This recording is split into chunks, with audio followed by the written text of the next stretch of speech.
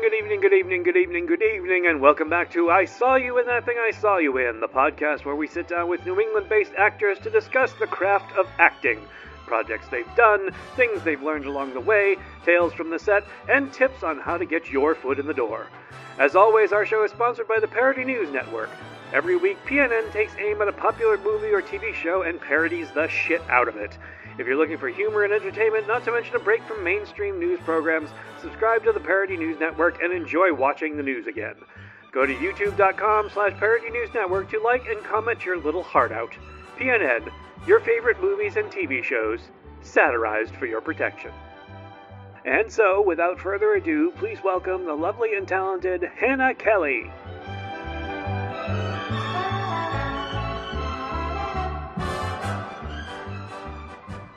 I'm going to start with the question, why acting? So, kind of going back to when I was a child, I was always very, theatrical, and I loved putting on performances. I actually remember, and I wish I still had this book, but we had to create basically like a story of like our life up until I think we were like 12 years old. And then we had to do one chapter on like what our future is going to look like. And I remember specifically I put in it, I will be an actress and I will live in Los Angeles in a lime green mansion. Wow. Yes, very specific. Wow. I don't know if there are any lime green mansions in Los Angeles. Surely there must be. And at that point, I had never traveled to California. I had never voiced to anyone that I wanted to be an actress. Like, I truly don't know how I knew that or where that came from. But it did. And then after that, I went on to do absolutely nothing acting related. But I grew up doing something called Destination Imagination. I don't know if you've ever heard of that. I have not. So the best way to describe it is think of like a 48-hour film festival, but instead of 48 hours, you have like a month or two, and it's kids creating it. Okay. So kids are given kind of like a prompt or something that they have to figure out, and you have like a couple months to put together a script and like solve the problem and all this kind of stuff. So you're like acting, I guess, kind of theater in a way. But I did do that growing up. But then after that, I just stopped and I focused on like sports and school and stuff like that, because that's kind of the traditional path that everyone in my family took. And I was also a very shy kid. So I did try to do theater as well, but I was just so shy that I was like, I can't do this. I can't talk in front of people. So I just went on to do the traditional route, like what everybody else was doing. I went to college. I got a bachelor's degree in psychology and criminology because I didn't know what I wanted to do for the rest of my life. So I just got the degree, and I was like, this can translate to anything. Like, I used to love watching like CSI and Law and Order and stuff, and I was like, that stuff looks cool. But now thinking back on it, I'm like, I probably just wanted to act on the show. And not actually do that, because I did intern at a police station in college, and I found out that, one, I'm terrified of guns, so I would not want to be a police officer. Okay. They just scare me for whatever reason, too loud. And then two, I never want to get into any physical altercation with anybody, so I was like, that's not for me. But yeah, so I did that route. And then literally 2 years ago, post like the end of the pandemic, I was just thinking, I was at my 9-to-5 job. I was like, I'm not happy here. I need to figure out what I want to do. And then acting was still there. I was like, I still want to try this thing that I never really got to pursue. So I signed up for my first acting class. And then after that, I was like, I absolutely love this. And since then, I've just been pursuing it. And then recently I started doing it, I guess, as my full-time job. But yeah, so long story to say, I should have just listened to myself when I was like 11 years old, because I knew what I wanted to do. I'm still hoping for the lime green mansion for you. Me too. So it's safe to say that you're just at the beginning of the journey. Oh, for sure. Yeah. Like I said, I took my first acting class probably 2 years ago, but I didn't get my first role until probably like a year and a half ago. And then since then, I've had roles here and there, but I would say like it recently started picking up a little bit. But right. Yeah, still very much at the beginning. So the journey so far, if you could encapsulate it, frustrating, exciting, terrifying, rewarding. All of the above. At all various times. Yeah, okay. I would say it's the first thing that I've ever done in my life that I'm like, okay, I know this is what I want to do. Like, I love it. I love being on set. I love, like, being different characters, and getting to kind of get into their minds and just figure out who they are, get to, like, bring out that person. I just love the process so much, and it's something I can wholeheartedly say, like, I know that this is what I should be doing. But it just, what was your question? You're at the beginning of the journey. Yes. If you could encapsulate it so far, what word comes to mind? Gotcha. Okay. I was like, and you used all of the ones that I threw out. All of the above. But yeah, it's exciting in that way because it's something that I actually have a passion for and like to do. But it's also scary, especially recently, because it's not guaranteed, I suppose, and there's a lot of competition. So it's fun and I love it, but it's scary because you don't know the future. Like, you don't know, you could keep going and never book that role that, like, kind of shoots you off into what some people would consider successful. And I guess that depends on the person, what success is. But right. I think that part scares me a little bit. Well, that part would scare anyone. Yeah. For crying out loud. Fairly recently, you took the bold step that some actresses are not able to do and some would never have the nerve to do, which was quit your day job. Yes. What are your thoughts on that so far?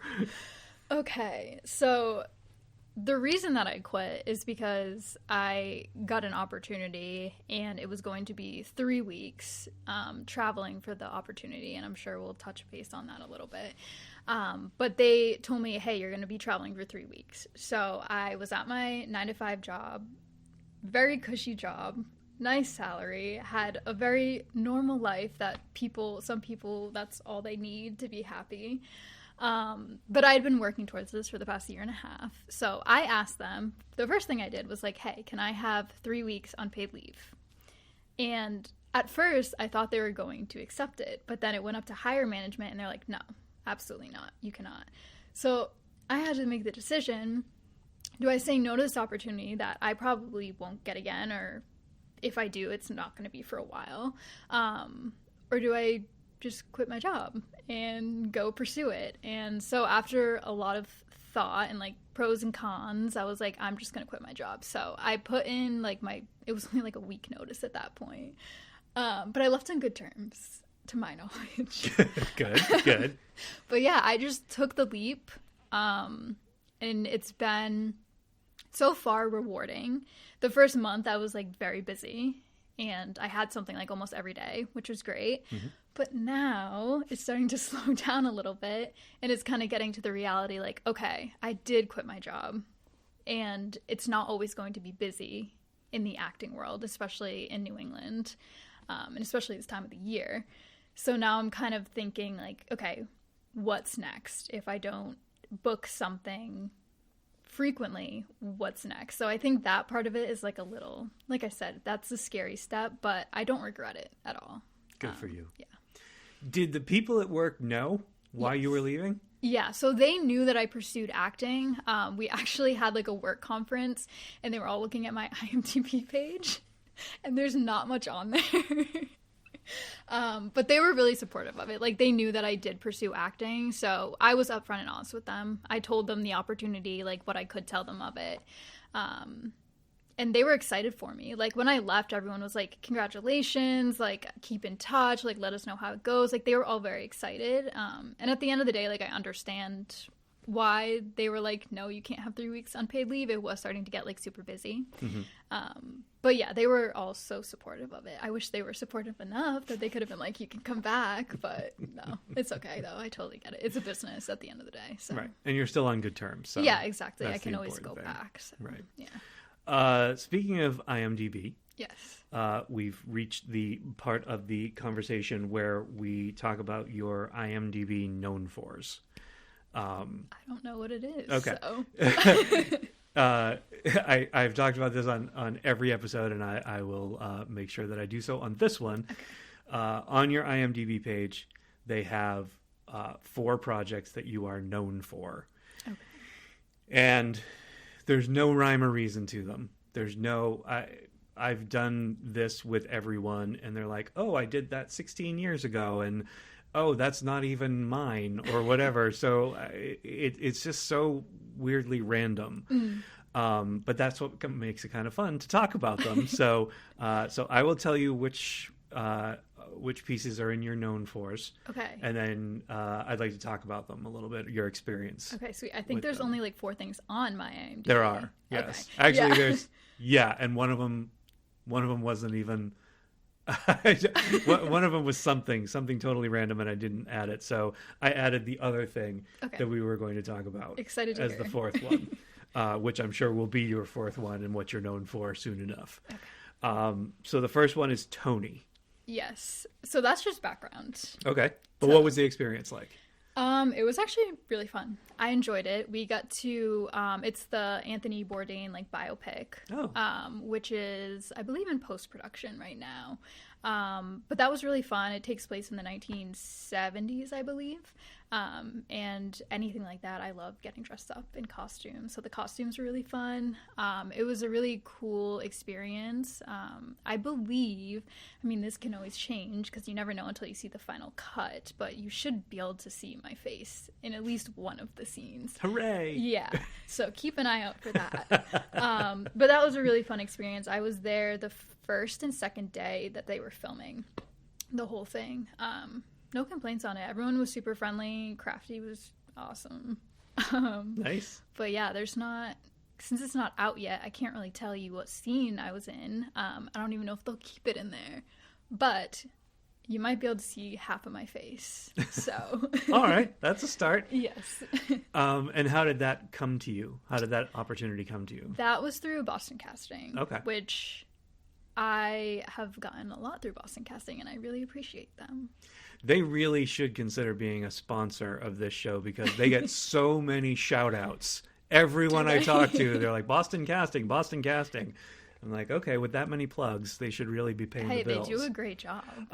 Certainly they do, because people are getting all kinds of work through Boston Casting, which is what I hear in every episode. So they can, if anyone at Boston Casting is listening, great job. The next one is Chewed. Yes, Chewed that's actually the first short or acting thing I ever did. And that was a cool experience. So Ken Cohen is the writer and editor as well. So what he does is he'll cast people, he'll send you out a script, and then you film it yourself. So that was something that I was brand new. I was still learning. I look back at my performance on that. I'm like, oh my God, I could have done things so differently. But it was the first thing I ever did. But it was a really cool experience. I also did something called Video Hearts as well, which I think might be on there. It is, yes. With him. Yeah. So same thing. He gives you the scripts, and then you film everything yourself, and you send in the clips, and then he edits it all together. So that was a really cool experience. I guess I was kind of directing myself in a way too. But yeah, I can't watch that film because there's so many things I would have done differently with my own performance. Sure. Sure. Yeah.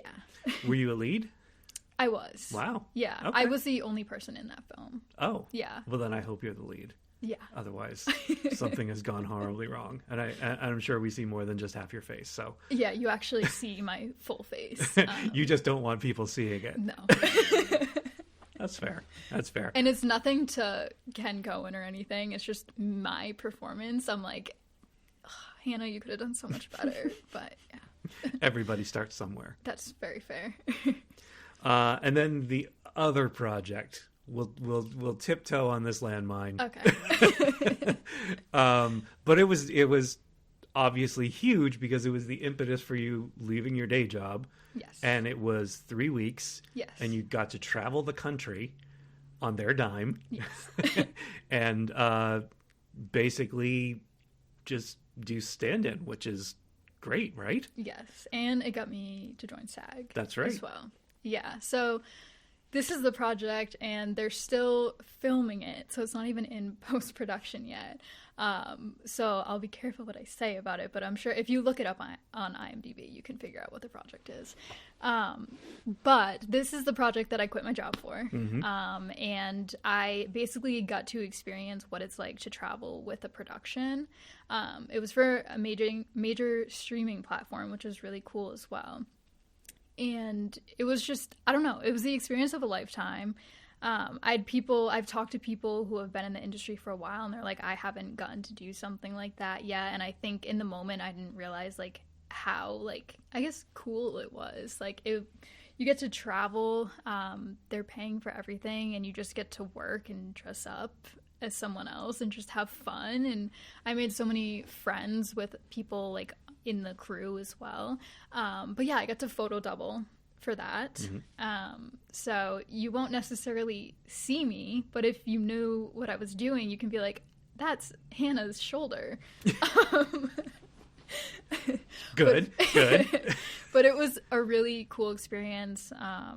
Yeah, I have like literally nothing negative to say about that. But when I mean, you know what it is, so when I can't talk about it, it's very funny when people know what I actually did, but I wouldn't change it for the world. It was a cool experience. Got to quit my job, joined SAG, and just met like a lot of really cool people in the local like Boston industry, which is always great to know.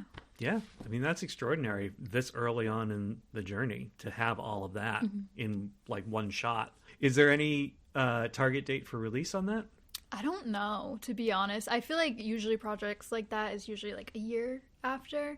But I know they're still filming, but I think they wrap very soon. I also got to, through Boston Casting, they're the ones who got me that opportunity. Again, shout out. Shout out again.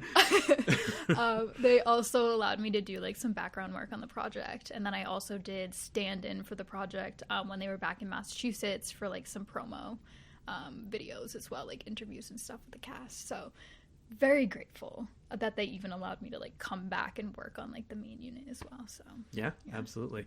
My recommendation is when it comes out and it's available, you host a viewing party so you can point to every time that you are on the screen, just in case we don't know when it's you. Well, hopefully you don't know when it's me, right? But we would want to know when it's you. Oh, I can tell you. So yeah, so exactly. So we'll just pause it, and you can be like, there, that's me, that's my shoulder, that's the back of my head, whatever.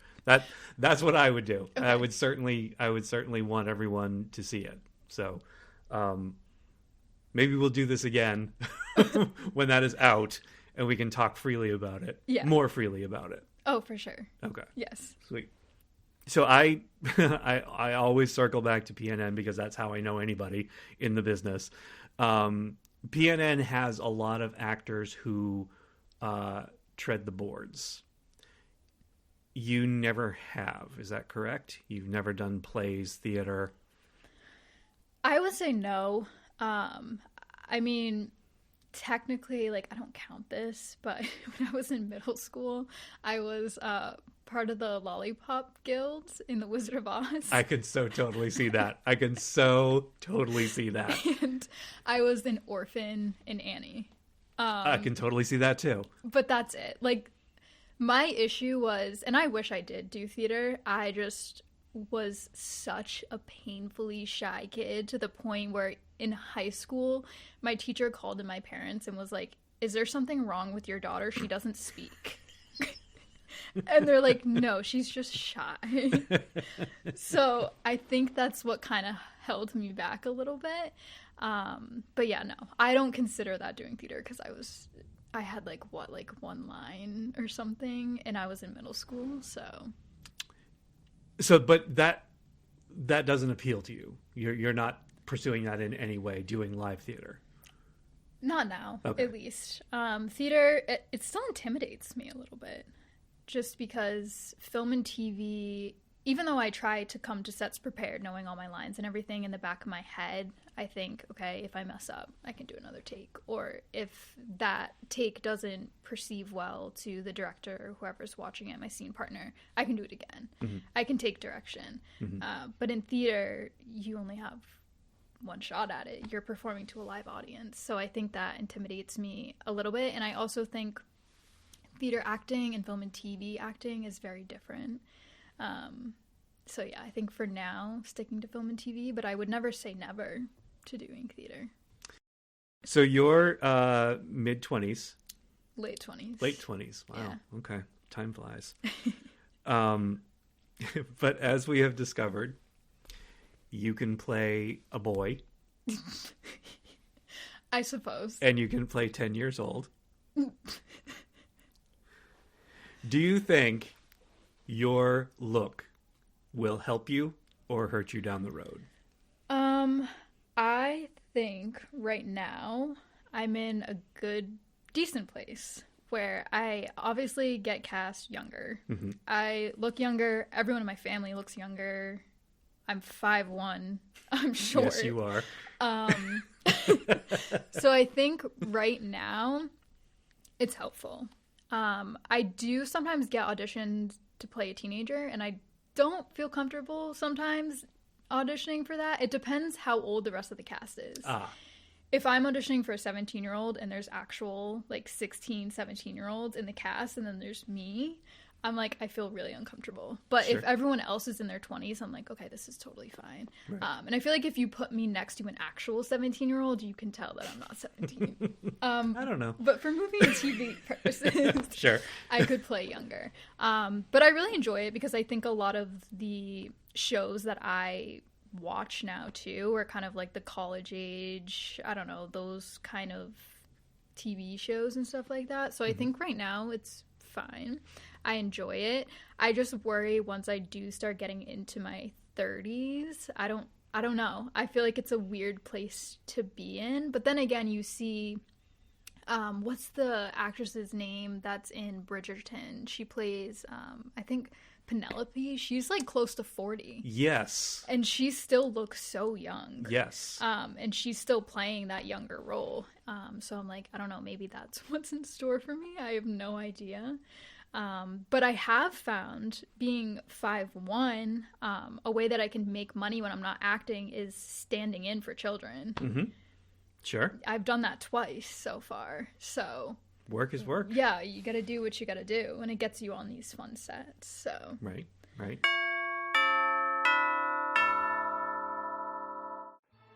Once again, I Saw You in That Thing I Saw You In is sponsored by the Parody News Network. Every week, PNN takes aim at a popular movie or TV show and parodies the shit out of it. If you're looking for humor and entertainment, not to mention a break from mainstream news programs, subscribe to the Parody News Network and enjoy watching the news again. Go to youtube.com/Parody News Network to like and comment your little heart out. PNN, your favorite movies and TV shows, satirized for your protection.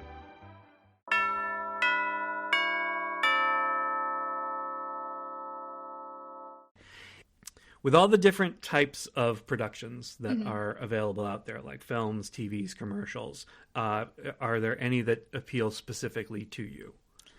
Definitely film. I think commercial can be fun, but it's just not as serious, I suppose.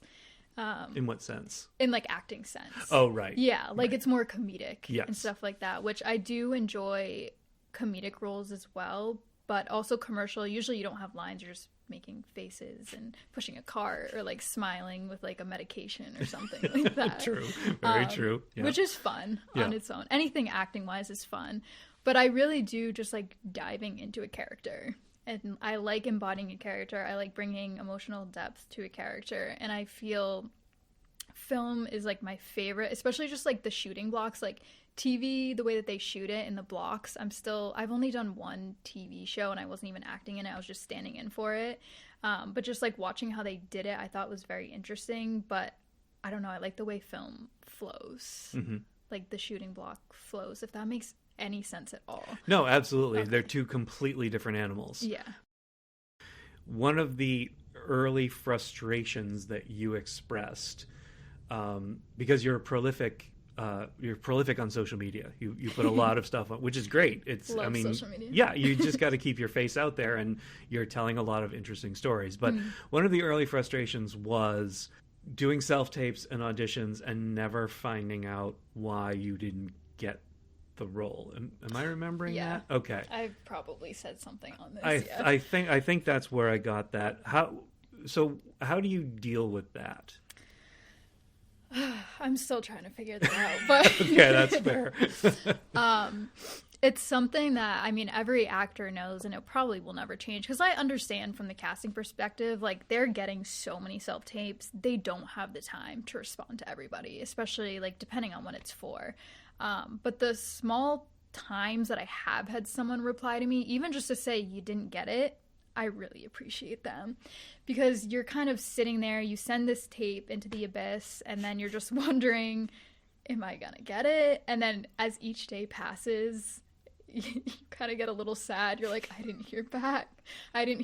And then after like a week, I'm like, okay, I'm just not going to hear back. But I have been trying to just do the self-tape, put it together, send it out, and just forget about it, which I'm still working on. Okay. There's still some tapes where you love the character and you're like, oh, I really, really want to do this. Like, I feel like I'd be so perfect for it. And then when you just don't hear anything back, it kind of sucks. Or you see online, they post like the casting announcement and you're just like, that's not me. Right. You have to just kind of let this character go. But yeah, what I've been trying to do is just send the tape out there, try to occupy my mind with something else and just forget about it, because if you spend all your time just thinking about that audition or constantly refreshing social media trying to figure out like, hey, is there any updates on it, you're going to lose your mind. It's going to drive you insane. So Right. I haven't asked this of anyone, but now I'm kind of curious. Approximately how many self-taped / auditions would you say you do in an average week? It really depends. When I'm busy, I would say like maybe like 5, but when I'm not busy, which is more likely than not, like 0 to 1. Really? Yeah. There's entire weeks that go by that you don't have any? Oh yeah, last week I had nothing. Wow. Yeah. Okay. And I don't know if it's just like I don't know if it's just New England, or it's just not having like, I don't know, the right reps or whatever it is. But yeah, sometimes I'll go with no auditions, and those weeks suck. I would think so. Yeah, but they're more frequent than not, unfortunately. So. Wow. Yeah. Do you? I'm totally drifting off of the questions that I have fine. because this is really intriguing me. Do you train in any way? Do you take classes? Do you have a coach or anything like that? So I started out taking classes. I took classes, I want to say probably like 5 classes before I even started like submitting myself or putting together a package, taking headshots, whatever it was. But I haven't taken a class in a while, but I've actually been thinking about it just because I have more downtime. I don't think taking a class can hurt in any way. But I do think when you're taking classes, it's important to see who's teaching it and just make sure that they do have credits and they have been in the business, just to make sure they have been on a set and they know how it works and they know like what people are looking for and stuff like that. But yeah, I think classes are definitely beneficial. I haven't been in one in a while. The way that I kind of keep myself in practice, I guess you could say, when I'm not on set is I'll literally just do my own monologues and record it. And I don't know if many other actors do this. It's just what I do. But I'll literally memorize a monologue, put it on tape, and then I'll just like keep doing it different ways and see what works and what I like and what's more believable and stuff like that. But that's kind of what I do just to practice. And again, I don't know if that's traditional in any way, but that's just what I've been doing. I also have read like books, like I read Meisner's book and stuff like that. But I think for me personally, nothing makes me a better actor besides actually acting. Yeah. I mean, that makes perfect sense. Of course, you learn by doing. Exactly. And like rewatching yourself is painful as it is sometimes to watch yourself. I think you have to figure out like that doesn't work. I shouldn't have done that. I don't like that expression. That didn't seem believable, and then kind of tweak it as you go. Yeah. And that's what you're doing when you're filming your monologues. You're doing it just for your own edification. These are not going anywhere to anyone. I've posted some on social media. Oh, that's right. You have. Yes. Yeah. Yes, you have. Not a lot of them, but I've posted a couple on social media just to, again, like, I don't think it can hurt to get your face out there. Probably no one sees them, but, like, I still like posting them out there because you never know. Like, someone could stumble upon your page. You've heard of people getting cast from social media, and it's like, I have something of me acting up there. But yeah, most of the time they don't go anywhere. Most of the time they just rot on my phone. Well, I watch them. Thank you. So, for what it's worth, I watch them. Do you have any tricks, shortcuts, or rituals that you adhere to either while shooting or while prepping for an audition? This is a new question. I haven't asked anyone this. Okay. Tricks. Let me think. I think... Okay, this isn't for prepping for an audition, but I'll get back to that. Okay. But when I'm prepping for a role, I really like to make Spotify playlists for the character. Interesting. And I put songs on there that kind of, I think, show the emotions or what they're going through throughout the short film, whatever it may be, independent film, even if it's just like one line. Like, I just like to try to get to know that character, if that makes any sense. Huh. So I've never heard of this. Really? That's really interesting. Yeah. And it's a great way of getting inside the character's head. I never would have thought of that. Music for me is like how I can really understand a person and emotions. Like, if I have emotion, I'm going so off topic, but if I have an emotional scene, like, I'll listen to music. I think that gets me the most emotional. So I just like creating these playlists for these characters. And then I'll also create a Pinterest board as well with just different looks and like vibes and stuff like that. I feel so nerdy saying all of this, but it's just what I do. I've never heard of any of this. This is a whole new vista opening for me. I've never heard of this. Yeah, so Pinterest boards, Spotify playlists is how I prep for a character. For an audition, I like to just read through the script, like, as much as I can and kind of just rehearse it in my head. I'll literally do, like, the school trick I would do in school. Like, you just, like, cover the other person's line and you just go down it to try to memorize it. And there's some auditions where it's such a quick turnaround, I don't have time to memorize it. But I still like to just, like, go through the script. I'll usually write on it, too. And, like, highlight certain things or write down, like, notes on what the character's doing, like, physically, stuff like that. Their reactions, because a lot of acting is reacting as well. It's not just saying your lines. Right. But that's kind of what I do to prep for an audition. And then I text my sisters and ask them if they can be my readers. Aha. Yeah. And are they? Do they? Usually. Okay. But I usually have to ask them multiple times. But we have this ongoing joke that it's like, one day, if I make it, you guys will be Nepo siblings, and I'll bring you to everything because of how much you have put into my acting career. How much fair. free labor you have put into my acting career. That's fair. So now, neither of them, because of what you're doing, neither of them have aspirations toward acting or performing? My youngest, so I'm the oldest of four. So I have two sisters and a brother. So my youngest sister, no, she has no interest in it. But she always says, she's like, like, when you make it, we're going to manifest that. But she's like, when you make it, like, I'm going to be your assistant or something, because she doesn't want to work. She's like, I'd rather just work for you. That's fair. And I'm like, you shouldn't spend your whole life thinking that. You should probably get a job. Maybe. But the other one, actually, she has talked about wanting to do acting. I don't know if she actually ever will. But she went to school for fashion. Oh. So she's very into clothes and styling and stuff like that.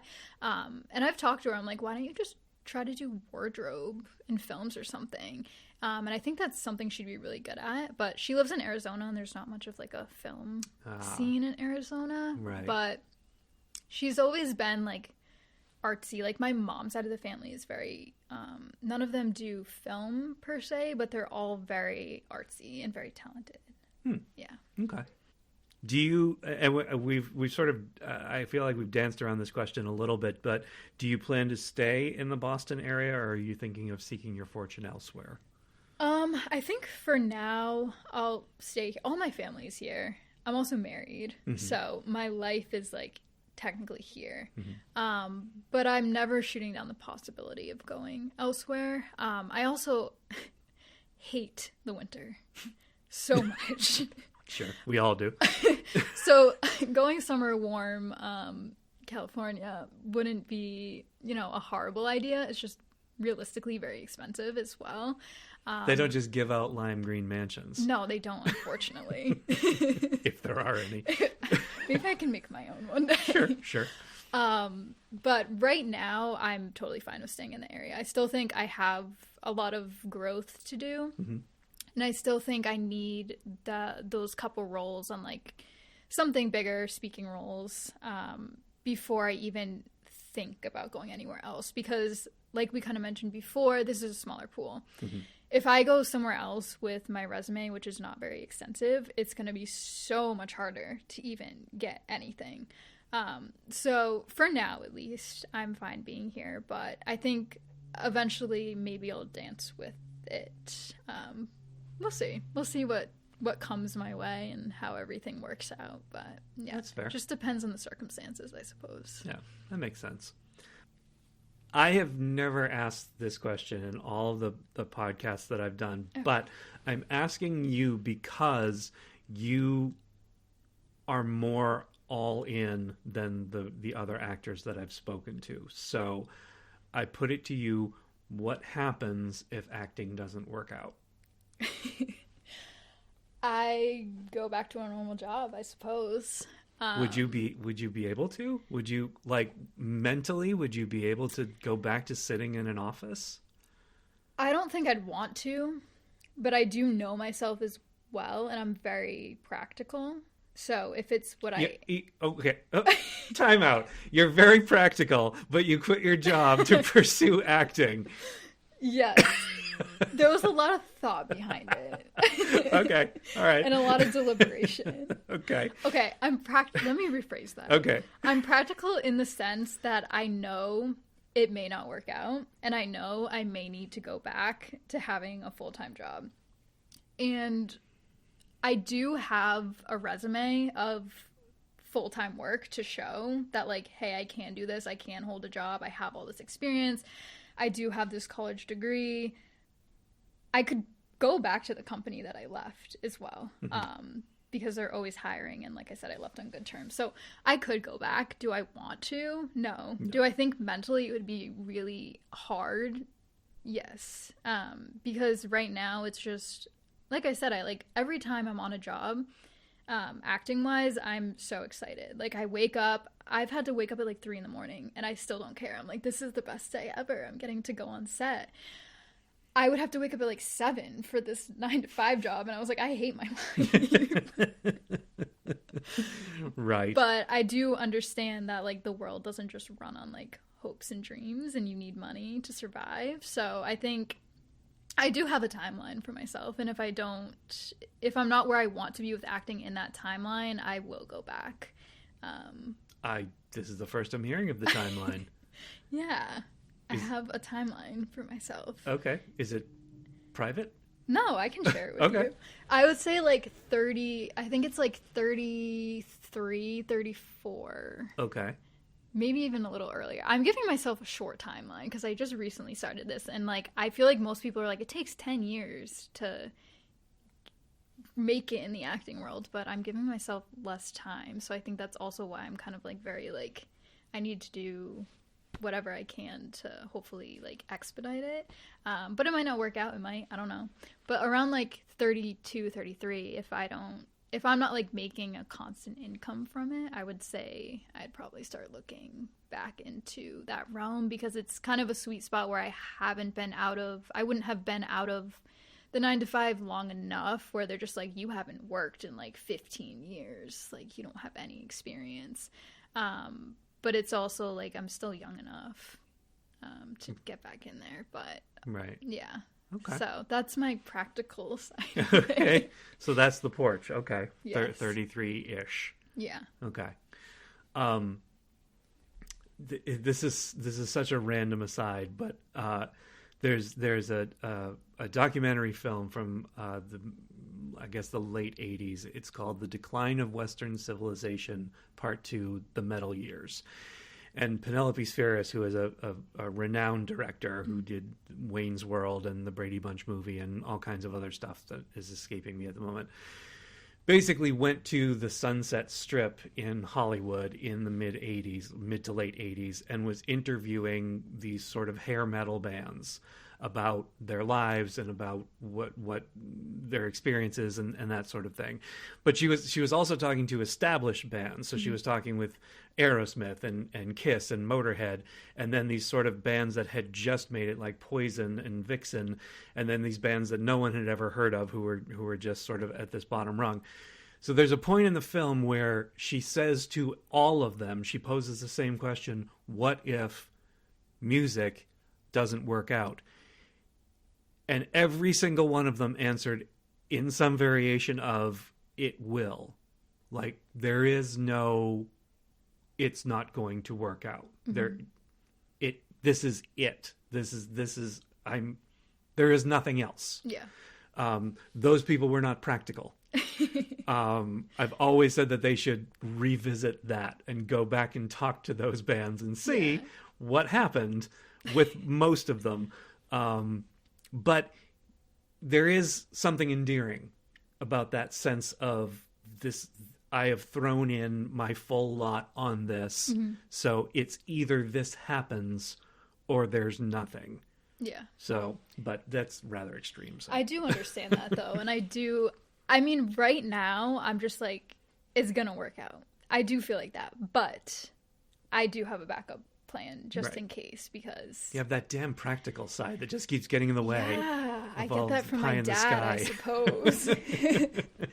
But there is a backup plan just in case. But also, no, I think you have to be a little delusional to make it in this business, because what person wants to pursue this full time and quits their job that's not a little delusional? Yeah. Yeah. What advice would you give to aspiring actors who are just starting out? Considering you're just starting out. Yeah, I would say take everything I've said with a grain of salt, because everything? I'm so new to this.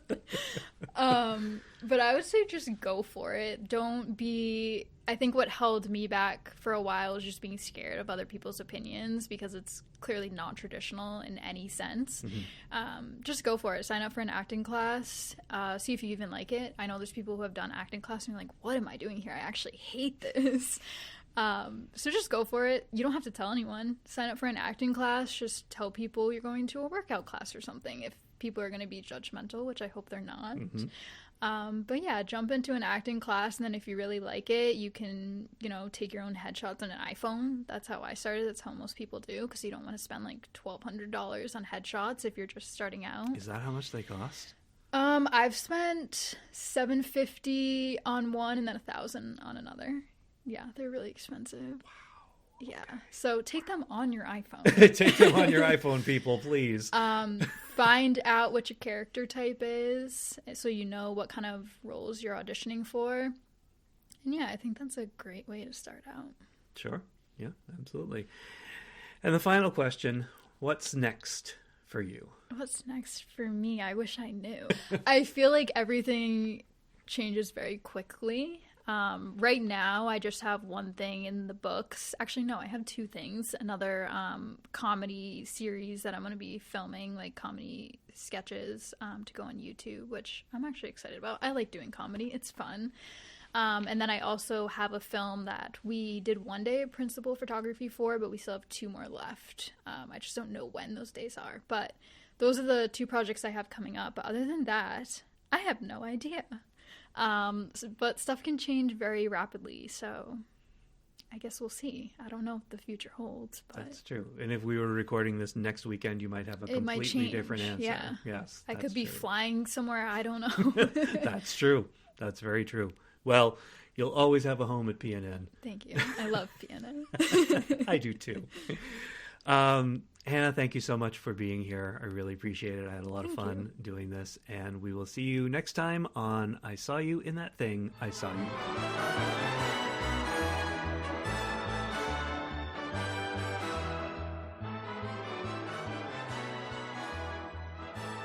If you're hearing this message, you've listened to the entire podcast, and for that, thank you.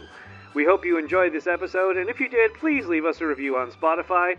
See you next week for another installment of I Saw You in That Thing I Saw You In.